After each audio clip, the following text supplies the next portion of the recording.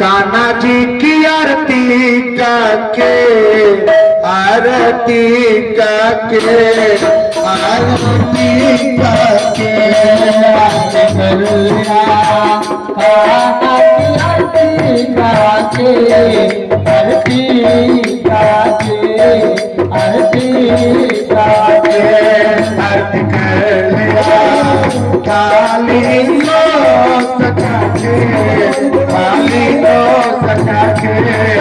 थाली को सजा के आरती कर लिया थाली को सजा के थाली को सजा के थाली को सजा के आरती कर लिया थाली सजा के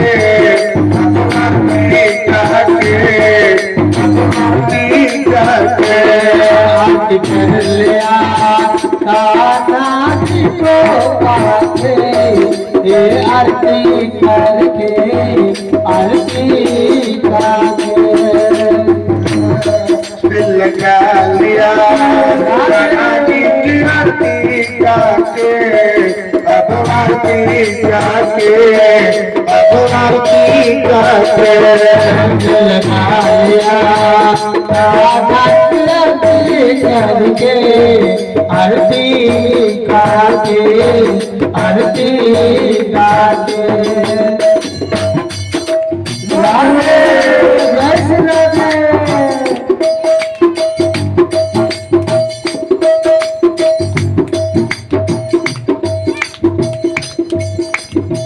सोने की थाली अगर सब लेके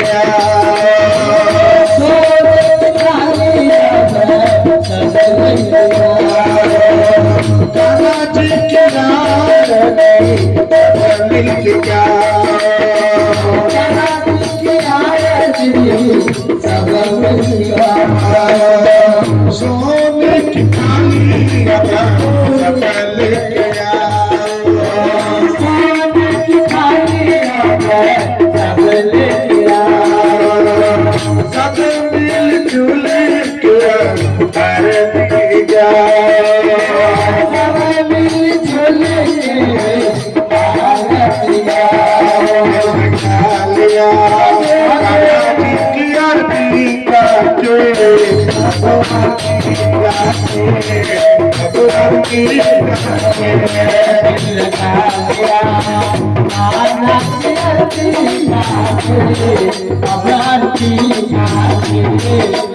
आरती जा लगा लिया कान्हा जी की आरती करके अब आरती करके अब आरती करके लगा लिया कान्हा जी आरती करके अब आरती करके अब आरती करके राधे राधे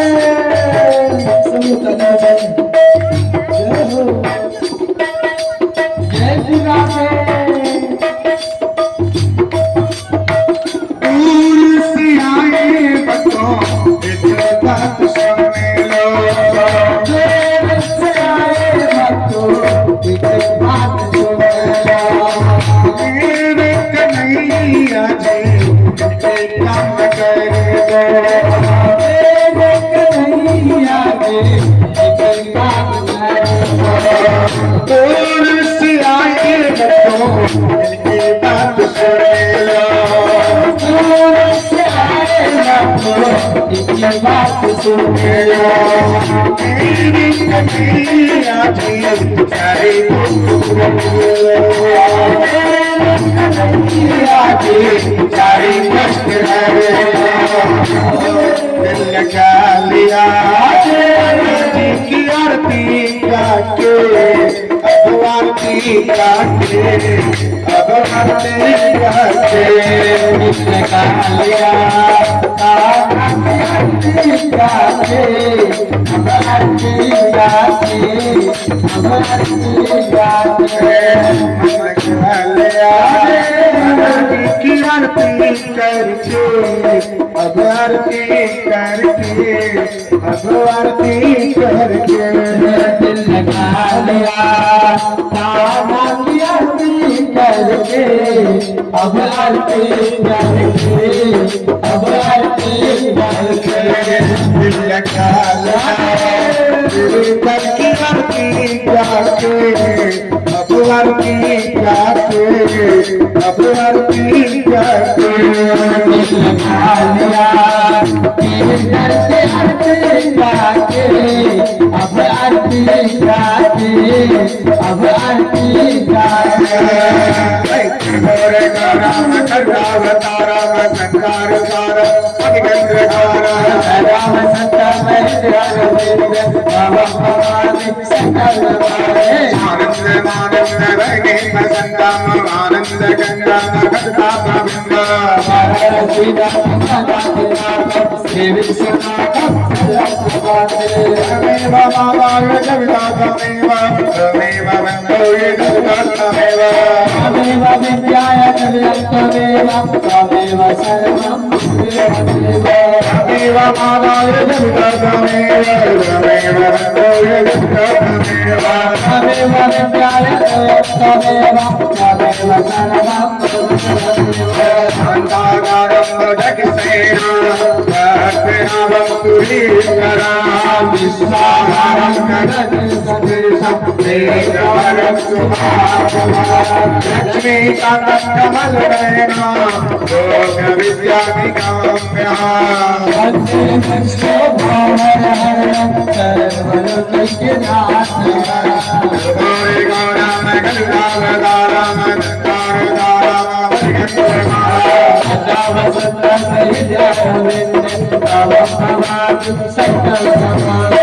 गौरी गौराम करुणावतारम गंगावतारम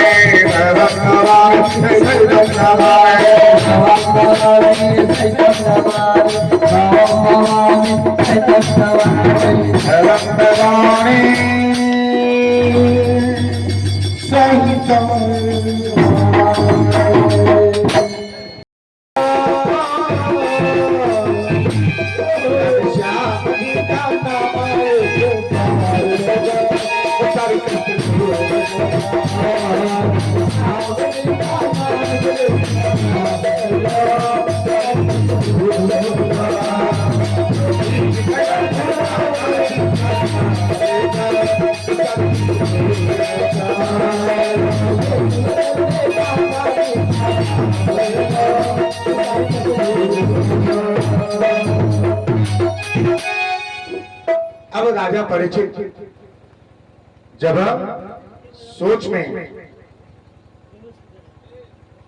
पड़ गए, मुकुट तो आ गया, सिर पे आ गया, आते आते अब क्या हुआ? जब मुकुट जब आ गया ना तो उनका मस्तिष्क जो था वो फिर गया, और जब मस्तिष्क फिर गया तो सोच में पड़ गए, करे तो करे क्या, करे तो करे क्या। अब चले गए, विचार बदल गया, विचार बदल गया। अब चले गए शिकार खेलने। उस दिन उन्होंने कई जीव की हत्या कर दिए, निहत्थे जीव की हत्या कर दिए। और जीव जब हत्या कर दिए ना तो जीव हत्या करने के बाद जो राजा एक चींटी का भी हत्या नहीं किया, जो राजा अपने पांव के तले एक चींटी का हत्या नहीं किया, उस दिन राजा ने निहत्थे कई जीव की हत्या कर दी। सोचिए, ऐसे होते हैं पाप। ऐसे मनुष्य के जीवन जो है ना बहुत ही भाग्य से मिलता है। ये धर्म कार्य के लिए होता है। धर्म कीजिए, अपने जीवन को कृत्य कीजिए। राजा परीक्षित जब निहत्थे जीव हत्या करके जो लौटे, रास्ते में सम्यक ऋषि का आश्रम क्या था? सम्यक ऋषि का आश्रम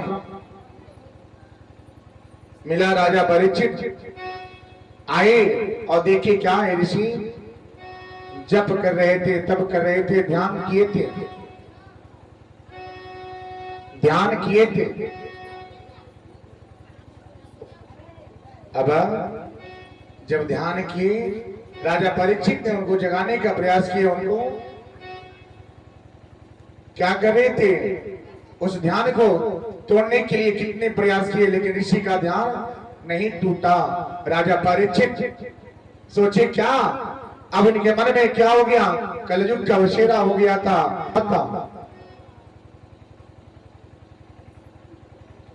अबे सोचे क्या, ये लगता है कि हमारे सामने एक झूठी नाटक कर रहे हैं, ढोंगी कर रहे हैं।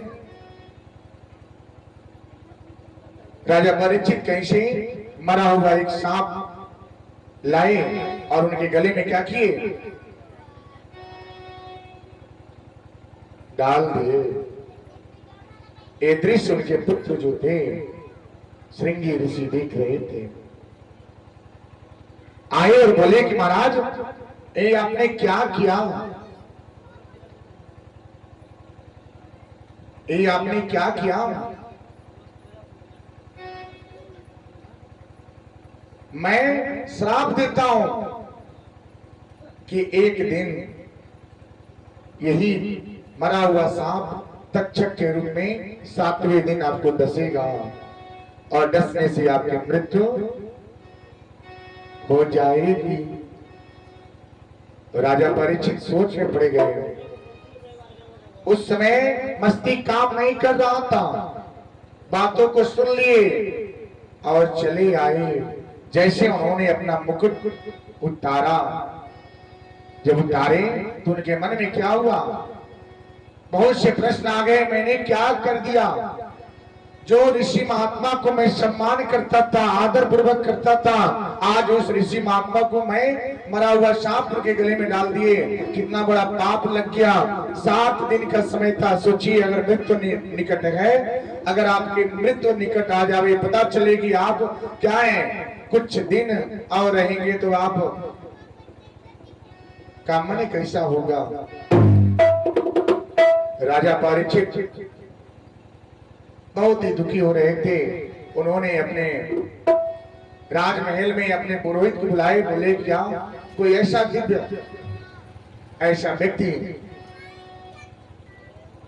को बताइए जो पापों से मुक्ति करे। हमने ऐसा ऐसा कर दिया है। राजा परीक्षित सोच में पड़ गए थे। बार बार मुनि जतन कराई, अंत समय मुकरम आवत नहीं। सोच में पड़ गए, करे तो करे क्या। अभी भूल रहे थे, विचार हुआ, बहुत ही दुखी थे। भगवान से बोलते थे, कहते थे क्या, अब करे तो करे क्या।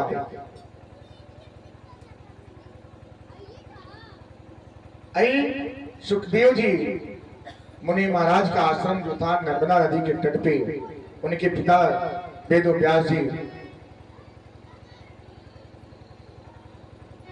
थे। उन्होंने बोले क्या महाराज चिंता की कोई बात नहीं है, हमारा जो पुत्र है वही है जो आपको पापों से प्रायश्चित कराएगा। आप क्या करें, उन्हीं के पास जाएं, वही एक ऐसे हैं जो आपको पापों से प्रायश्चित कराएंगे। अब राजा परीक्षित ऐसे विचार से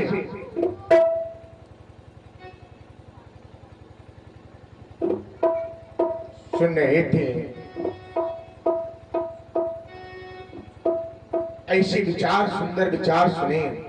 सुनने के बाद करे तो करे क्या। सोचिए मृत्यु अगर निकट आवे, उसका मस्तिष्क कैसा होगा, उसकी विचार कैसी होगी। वो सोचेगा क्या क्या करूं जो मैंने पूरे जीवन में नहीं किया, मैं पूरे जीवन में नहीं किया, आज करने की बारी आ गई।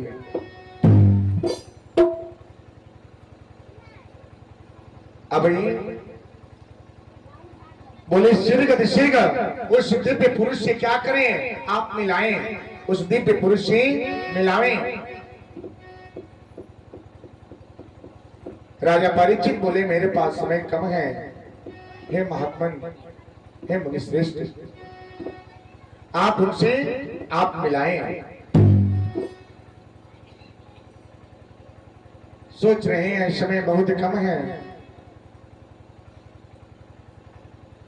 बोल रहे हैं ऋषि बोले तो कहे क्या, ऐसे विचार भाव उनके मन में उत्पन्न हो रहा है।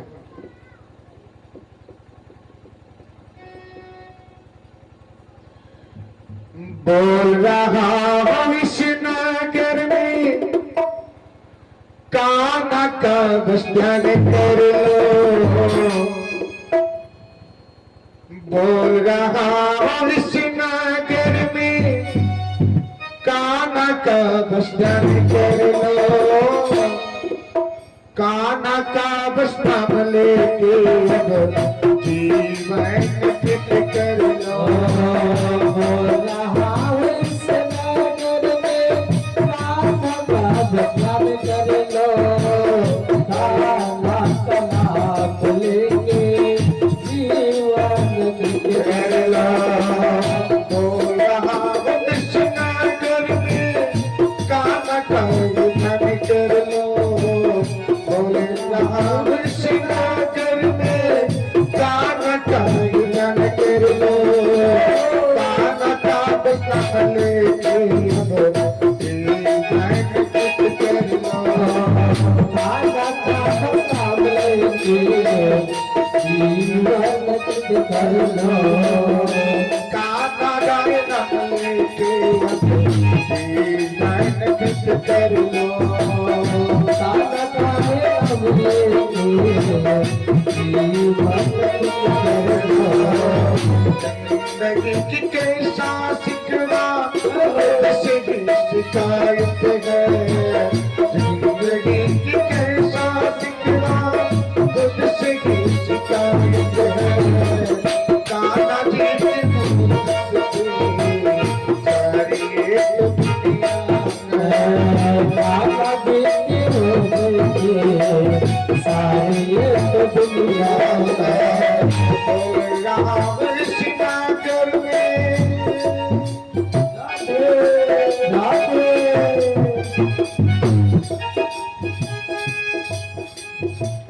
कृष्ण कन्हैया नाम बहुत प्यारा है,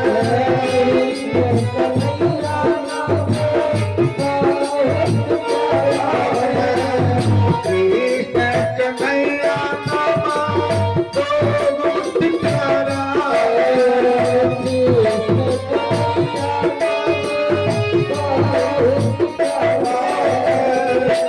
एक मन कर लो मन को माता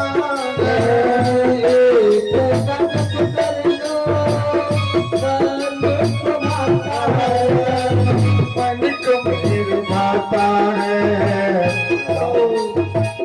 राधे कृष्ण का नाम अब मिलके जपना, राधे कृष्ण का नाम आज जप लेना है। उनकी कृपा से सारी दुनिया उनकी बस जान से दुनिया ली है। बोल रहा हूं इस नगर में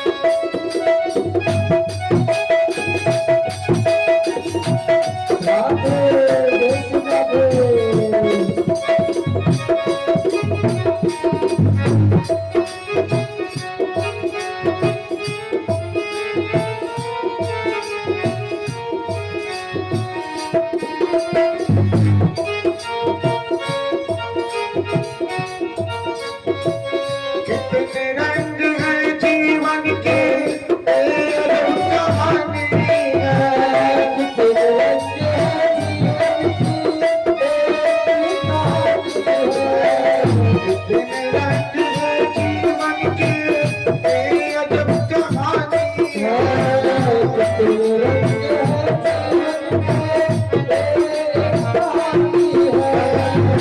चले तो कुछ हो जाए, बात ये पुरानी है।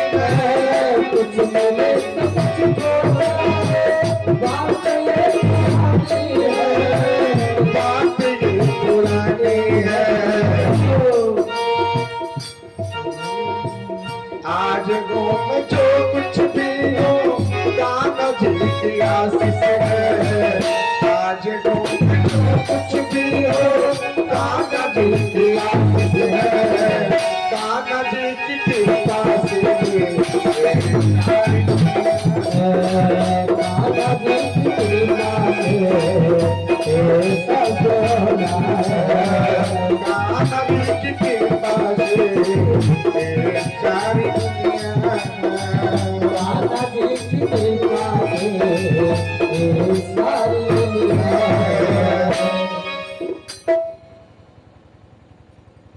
अब राजा परीक्षित सोच में पड़ गए। सोच में पड़ने के बाद अब इस सुखदेव जी मुनि महाराज के पास गए और जा करके बोले, क्या हे प्रभु, हे मुनि श्रेष्ठ, हमारे जीवन की कल्याण कीजिए। हमसे बहुत बड़ा पाप हो गया है। राजा परीक्षित मुनि श्रेष्ठ बोले, सुखदेव जी मुनि बोले, महाराज आप तो चक्रवर्ती हैं, आपसे इतने धर्मनिष्ठ राजा हैं, आपसे कैसे पाप हो सकता है। राजा बोले कि महाराज बहुत बड़ा भूल हो गया है। हमारे पास समय कम है, 7 दिन का समय है। 7वें दिन हमारी मृत्यु हो जाएगी। आप क्या करें, हमारे जीवन को कृत कीजिए, पापों से मुक्ति कीजिए, कोई ऐसा उपाय बताइए। सुखदेव जी मुनि बोले कि महाराज इस पाप को धोने के लिए बस एक ही उपाय है। क्या? साप्ताहिक श्रीमद् भागवत कथा का रसपान करना होगा। अब राजा परीक्षित बोले कि महाराज शीघ्र समय लीजिए और क्या करें, श्रवण कराइए, शीघ्र कथा का श्रवण कराएं।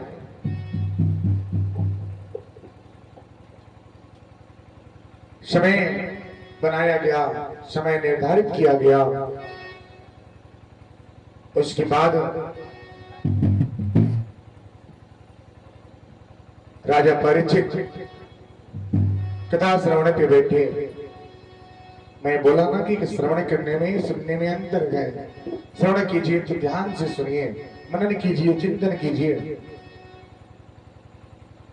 राजा परीक्षित कथा पे बैठे। प्रथम दिवस की कथा हुआ, द्वितीय दिवस की कथा। अब राजा परीक्षित एक दिन की बात है, कथा सुन करके सुबह का बेला हुआ। सुबह की बेला में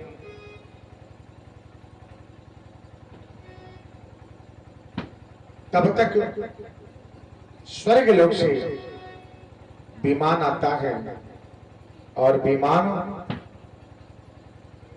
भी यमदूत आते हैं और राजा परीक्षित के लिए अमृत का घड़ा लाते हैं। बोलते हैं महाराज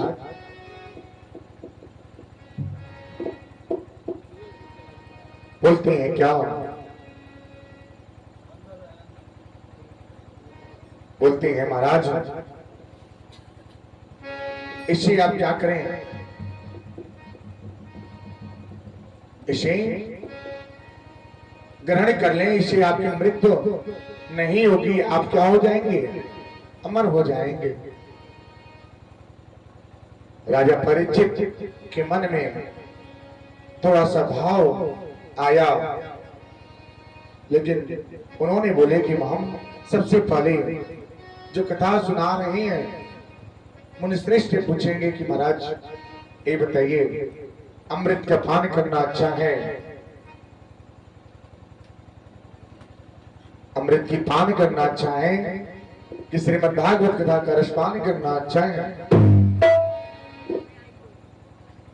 राजा परीक्षित ये प्रश्न कर लिए। मुनिश्रेष्ठ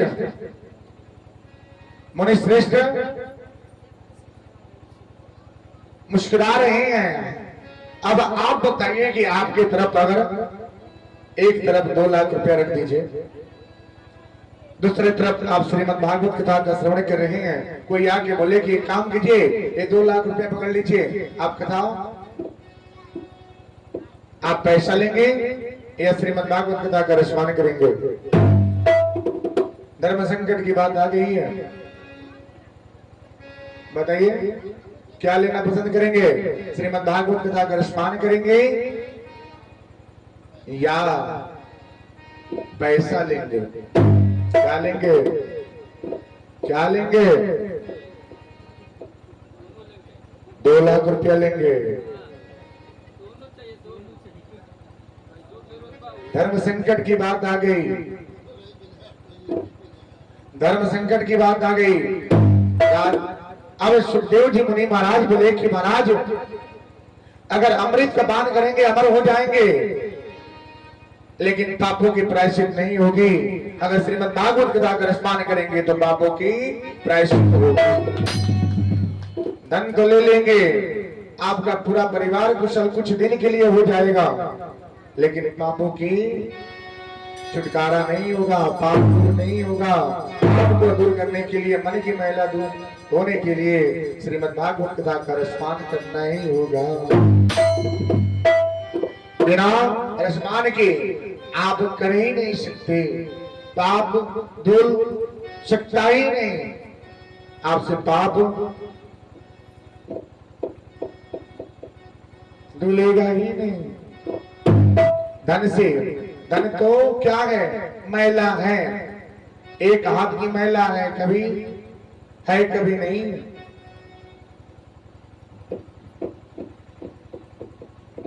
श्रीमद् भागवत कथा का रसपान करने से ना पापों की प्रायश्चित होती है।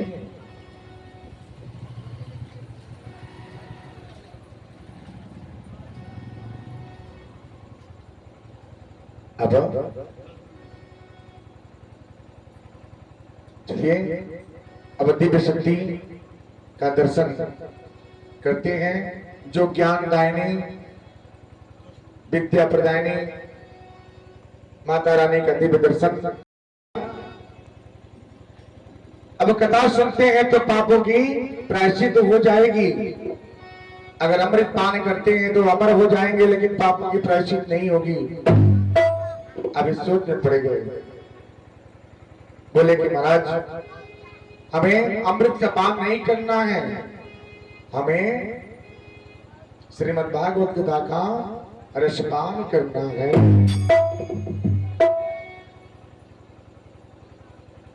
श्रीमद् भागवत कथा का रसपान करना है। राजा परीक्षित ने अमृत की घड़ा जो आया था उसे क्या किए? वापस कर दिए और बोले कि हमें अमृत का पान नहीं करना है, हमें श्रीमद् भागवत कथा का रसपान करना है।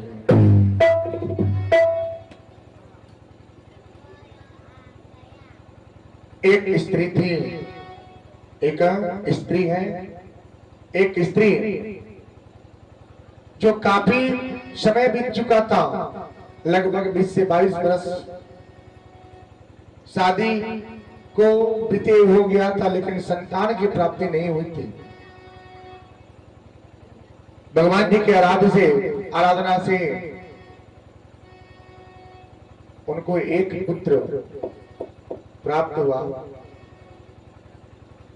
और कुछ क्षणिक हो करके वो पुत्र मां का साथ छोड़ दिया। जब मां का साथ वो पुत्र छोड़ दिया ना, तो मां तो बहुत बिलख रही है, रो रही है। चिल्लाते चिल्लाते वो एक ऋषि महात्मा के पास पहुंची। बोले महात्मा एक काम कीजिए, हमारे पुत्र को बस कुछ क्षणिक जीवित कर दीजिए। कोई ऐसा उपाय बताइए जैसे कुछ क्षणिक क्या हो, जीवित हो जावे। महात्मा बोले कि ऐसा नहीं होगा, लेकिन अपने तप से हम क्या कर सकते हैं? 2 शब्द बुलवा सकते हैं। 2 शब्द बोलेगा। अब मां बोले कि क्या? 2 शब्द बुलवा दीजिए। ऋषि बोले क्या? अरे भाई, मरे हुए व्यक्ति कभी वापस नहीं होते, नहीं होते स्त्री के जिद से, स्त्री के जिद वश से। बोले ठीक है, हम इनको क्या करते हैं, कुछ पल के लिए वापस देते हैं। कुछ पल के लिए पुत्र में जीव आया और मां बोली बस एक बार मां बोल दे, हम मां के लिए तरस रहे हैं। एक बार मां बोल दे, हम यहां से चले जाएंगे। उसके बाद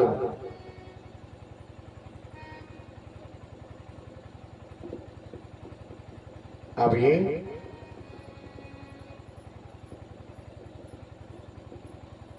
विचार करते करते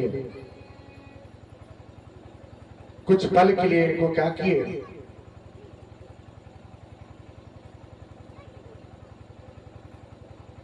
जीवित किए। और पुत्र मां बोला और मां बोल करके वापस अपने जगह पे चला गया। मां बोली कि अरे भाई तुम मेरा साथ क्यों छोड़ दिए हो? उन्होंने बोला क्या? उन्होंने बोला कि तुम भी एक समय था जब हम जन्मे थे तो आप क्या करती थी, हमें बहुत सताती थी, बहुत मारती थी, क्योंकि हम आपके गर्भ से नहीं थे। एक सौतन मां की तरह आपने हमारे साथ व्यवहार किया। हमको भी दर्द होता था, कष्ट होता था। उसके बाद कुछ समय के बाद हम चल देते हैं और आज आपके गर्भ से पुत्र के रूप में जन्मे, कि आपको कितना कष्ट होगा सोच के देखिए। बिछड़ने से कितना कष्ट होता है ये सोच के देखिए।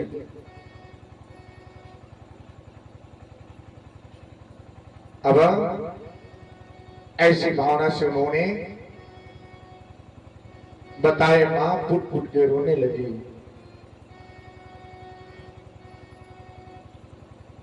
मां और पुत्र का संबंध जो है ना, बहुत ही गहरा है। मैंने कल बताया, बहुत ही गहरा है। इतना गहरा है उसकी गहराई को मापा नहीं जा सकता। मां की ममता को कभी भी तुलना किसी से नहीं किया जा सकता।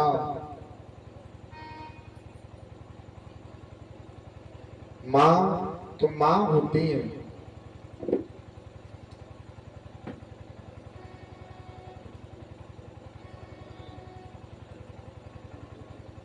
अंगली पकड़ के चलाया माने, ममता की छाव में पला माने। अंगली पकड़ के चलाया माने, ममता की छाव में चलाया माने। अंगली पकड़ के चला दो तेरे मेरे मैया, तेरी मैया। करके चला अब मैंने ओ मैया तेरी मैया आकी ममता छुपावा मैया मेरी मैया मेरी आके ममता छुपा दे मैया मेरी मैया मेरी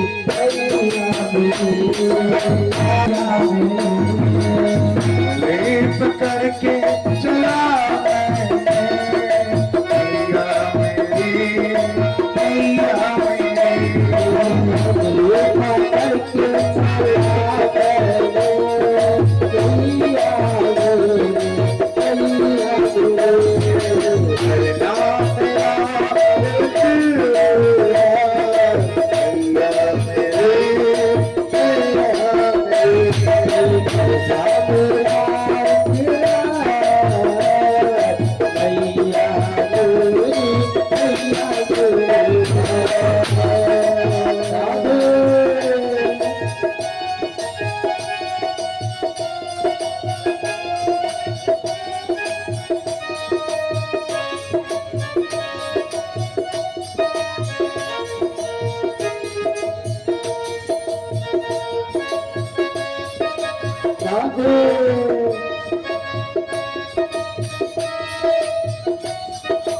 माँ की ममता में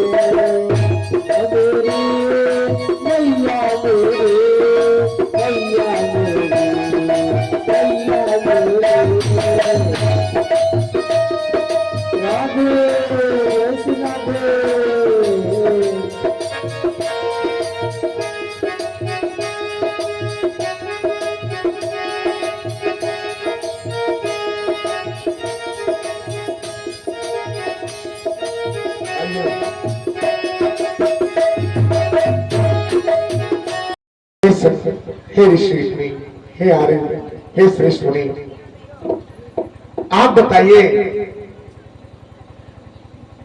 मनुष्य को भय क्यों लगता है, मृत्यु से भय क्यों लगता है? राजा परीक्षित ने प्रश्न किए। सुखदेव जी मुनि महाराज जी से मुनि बोले, क्या ये तो अच्छा प्रश्न किए हैं। जो व्यक्ति पाप करता है, जो व्यक्ति सताता है, जो चोरी बेईमानी परिवार से छल करता है, जो दूसरों को सताता है,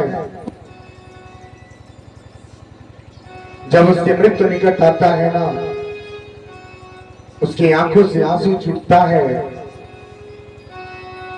उसको भय होता है, उसी व्यक्ति को मृत्यु से भय होता है। सुखदेव जी मुनि बोले कि महाराज ऐसा कोई उपाय बताइए जिसे समस्त संसार की कल्याण हो और हमारा कल्याण हो जाए। मृत्यु का भय कैसे हटेगा, कैसे दूर होगा? राजा परीक्षित ने सुखदेव जी मुनि से पूछे। सुखदेव जी मुनि बोले, महाराज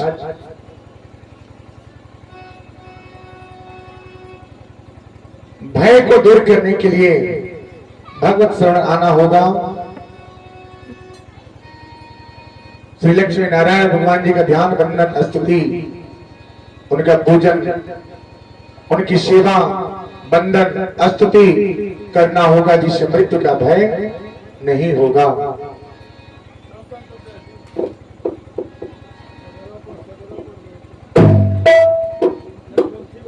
अब राजा परीक्षित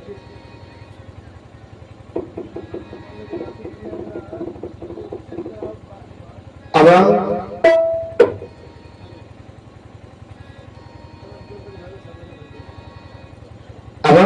सोच में पड़ गए। सोच में पड़ गए। अब बोले क्या संसार की कल्याण के लिए और अपने कल्याण के लिए इन्होंने प्रश्न किया। प्रश्न किए। सुखदेव जी मुनि ने बोले,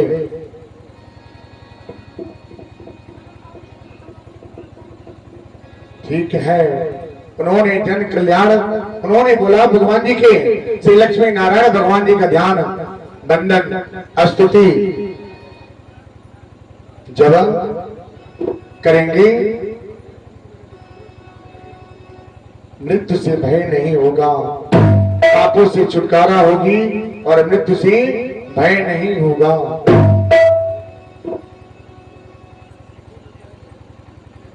राजा परीक्षित ने प्रश्न किए, महाराज ये बताइए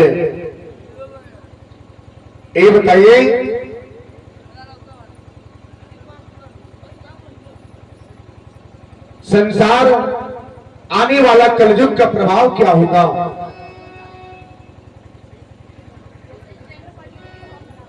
ऐसे विचार से उन्होंने प्रश्न किया कि कलयुग का प्रभाव कैसा होगा? सुखदेव जी मुनि बोले कि महाराज हमारा है बहुत ही भयंकर होगा। व्यक्ति व्यक्ति को नहीं पहचानेगा, पुत्र पिता को नहीं पहचानेगा, पुत्र माता को नहीं पहचानेगा।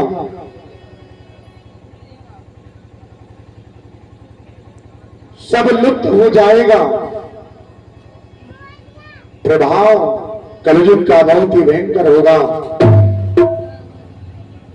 इस भयंकर प्रभाव से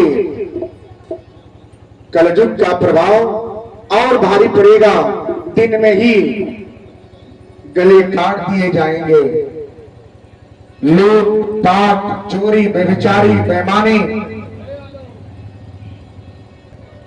दिन में ही गले काट दिए जाते हैं, जिसका प्रभाव अभी आप लोग देख रहे हैं। सुनने को मिलता है क्या कि धन के वास्ते किसी के गले काट दिए गए। पत्नी जो है, पति छल करेगा, बेईमानी करेगा,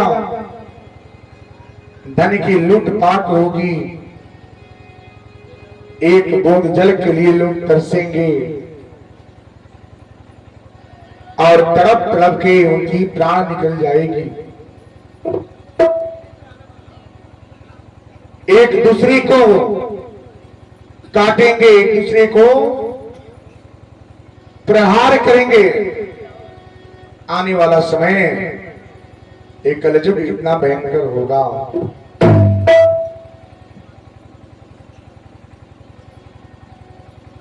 हमारा और आपका समय तो अच्छा है कि कुछ भजन करते हैं, कुछ ध्यान करते हैं, कुछ वंदन करते हैं।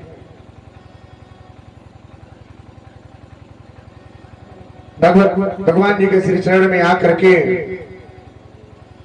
स्तुति करते हैं। आने वाला समय ऐसा नहीं होगा। चारों तरफ पाप, चारों तरफ एक दूसरे को लोग काटेंगे, एक दूसरे से उलझेंगे, एक दूसरे से विवाद होगा और इस तरह से इस कलयुग का अंत होगा। बचने का उपाय यही है।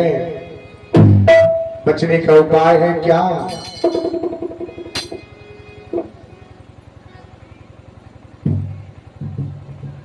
भगवत भगवान जी के नाम बंदन स्तुति कीजिए,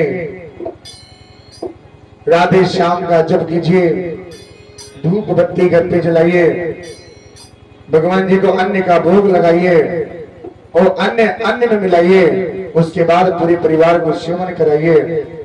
इससे कलयुग का प्रभाव आपके परिवार में नहीं होगा। कथा का श्रवण ही कर रहे थे और राजा परीक्षित जब अंत समय जब आया, उन्होंने बोले क्या महाराज,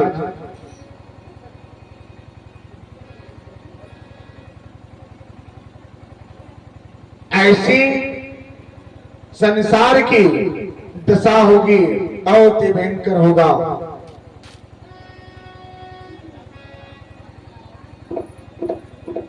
जब सुने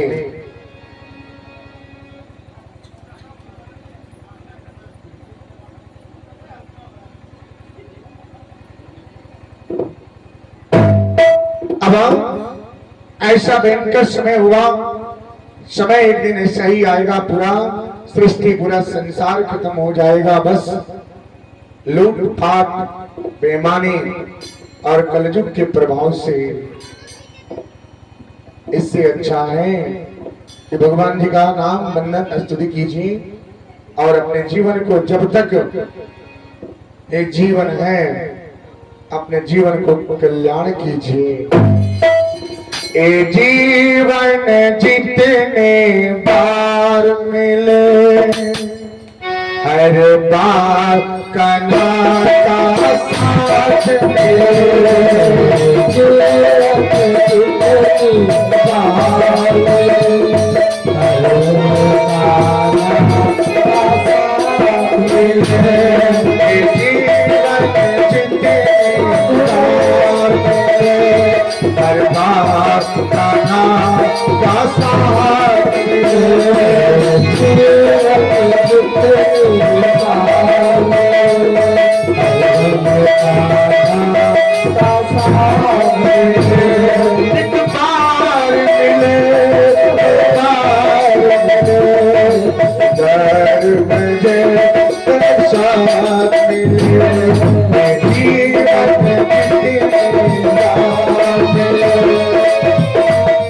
जितने बार मिले,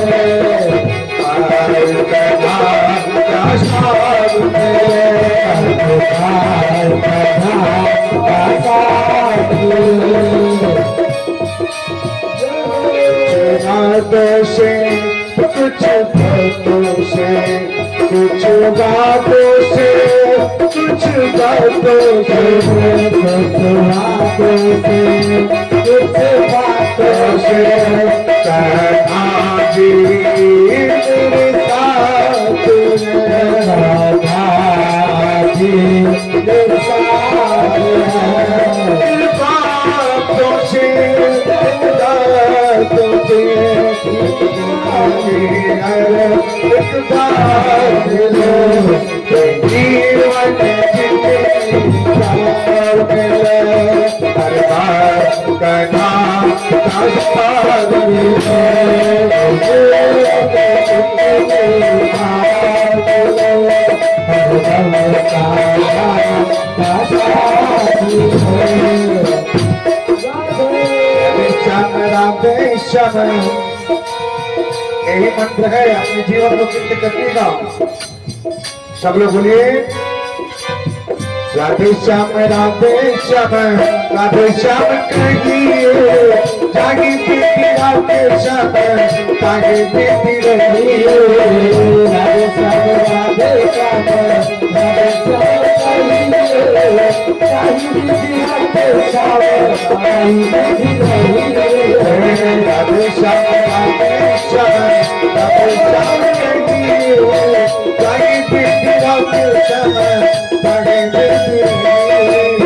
राधे श्याम, राधे श्याम, राधे श्याम कहिए, जागी बीती राधे श्याम, जागी बीती रहिए। राधे श्याम, राधे श्याम, राधे श्याम